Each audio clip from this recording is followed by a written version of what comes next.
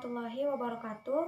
Dalam video ini saya akan menjelaskan materi terkait dengan pekerja sektor formal dan informal.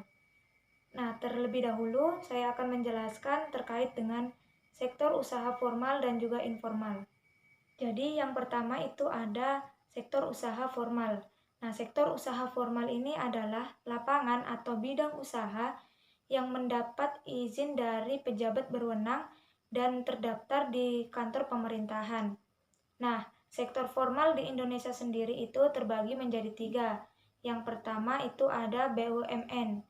BUMN adalah badan usaha milik negara, di mana seluruh atau sebagian besar modal usahanya itu berasal dari negara. Nah, contoh dari BUMN ini seperti BNI, Garuda Indonesia, Pegadaian, dan lain sebagainya. Nah, kemudian yang kedua itu ada BUMS, yaitu Badan Usaha Milik Swasta, di mana BUMS ini adalah badan usaha yang sebagian besar modalnya itu berasal dari pihak swasta. Contoh dari BUMS ini seperti Bogasari, Mayora, kemudian Nestle, dan lain-lain sebagainya. Nah, kemudian yang ketiga itu ada koperasi, di mana koperasi ini adalah organisasi ekonomi yang dimiliki dan dioperasikan oleh orang-orang demi kepentingan bersama. Nah, selanjutnya itu ada sektor usaha informal, di mana sektor usaha informal ini adalah suatu usaha yang tidak terdaftar secara resmi, tidak memiliki organisasi, tidak teratur, dan tidak terdaftar secara resmi di badan milik negara. Nah, selanjutnya itu ada sektor usaha informal, di mana sektor usaha informal ini adalah usaha yang tidak memiliki izin secara resmi, tidak mempunyai organisasi, tidak teratur, dan tidak secara resmi masuk di dalam badan usaha milik negara. Contohnya itu seperti pedagang asongan, pedagang kaki lima, kemudian warung-warung kecil, dan lain-lain sebagainya. Dalam sektor usaha informal sendiri itu memiliki kekuatan dan juga kekurangan. Nah, untuk kekuatannya itu sektor usaha informal ini memiliki daya tahan terhadap guncangan ekonomi serta banyak menyerap tenaga kerja. Nah, sementara itu kelemahan dari sektor usaha informal ini adalah lemahnya akses ke lembaga keuangan dan juga lemahnya akses ke pemerintahan. Selanjutnya kita masuk pada materi terkait dengan pekerja sektor formal dan juga informal. Nah, jadi yang pertama itu ada pekerja sektor formal. Nah, pekerja sektor formal atau pekerja manajerial itu terdiri dari tenaga profesional seperti teknisi dan sejenisnya, kemudian tenaga keterampilan dan ketetalaksanaan, serta tenaga usaha penjualan. Pekerja pada sektor formal itu biasanya harus memiliki tingkat pendidikan yang memadai dan juga dikenakan pajak. Nah, contoh dari pekerja sektor formal itu seperti guru, dosen, kemudian manajer, menteri, dokter, dan lain-lain sebagainya. Kemudian yang kedua itu ada tenaga kerja sektor informal. Jadi tenaga kerja sektor informal ini adalah tenaga kerja yang bekerja pada segala jenis bidang pekerjaan tanpa adanya perlindungan dari negara, serta tidak dikenai pajak. Nah, biasanya pekerja pada sektor informal ini itu lebih mengandalkan fisik, seperti contohnya itu seperti supir truk, kemudian montir, kuli bangunan, dan lain-lain sebagainya. Kemudian perbedaan mendasar dari pekerja sektor formal dan juga informal.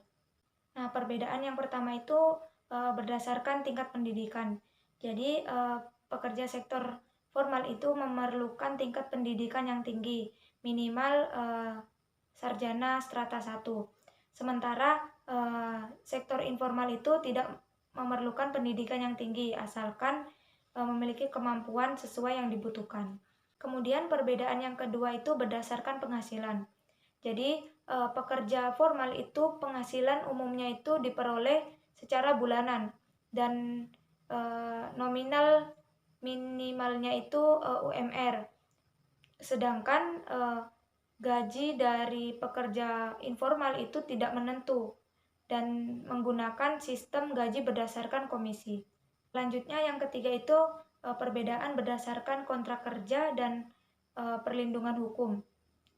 Jadi pada pekerja sektor formal itu memiliki sistem kontrak kerjanya itu memiliki peraturan yang resmi dan mendapat perlindungan yang disesuaikan dengan Undang-Undang Ketenagakerjaan. Sedangkan pekerja sektor informal itu sistem kontrak kerjanya itu tidak tertulis dan tidak memiliki perlindungan hukum yang kuat.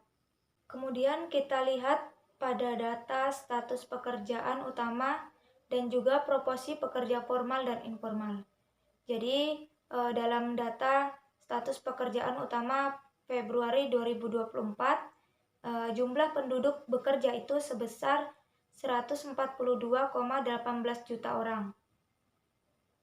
Dengan distribusi penduduk bekerja sebagai buruh atau karyawan atau pegawai itu mencapai 37,31%, kemudian berusaha sendiri sebesar 20,47%, kemudian berusaha dibantu buruh tidak tetap sebesar 15,78%, kemudian pekerja keluarga atau tak dibayar sebesar 14,10%, kemudian pekerja bebas di non-pertanian sebesar 4,96%, kemudian pekerja bebas di pertanian sebesar 3,86%, serta berusaha dibantu buruh tetap sebesar 3,52%. Nah, kemudian di sampingnya kita dapat melihat itu perubahannya. Jadi pada pekerja bebas di pertanian itu memiliki distribusi penduduk bekerja sebesar 3,86%. Nah, untuk perubahannya itu menurun menjadi minus 0,24 juta orang.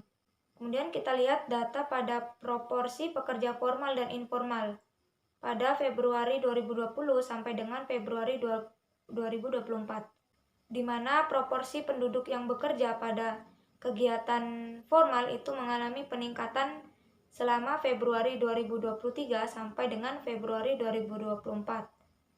Nah, faktor utamanya itu didorong oleh meningkatnya pekerja dengan status buruh atau karyawan atau pegawai, yaitu mencapai 37,31%.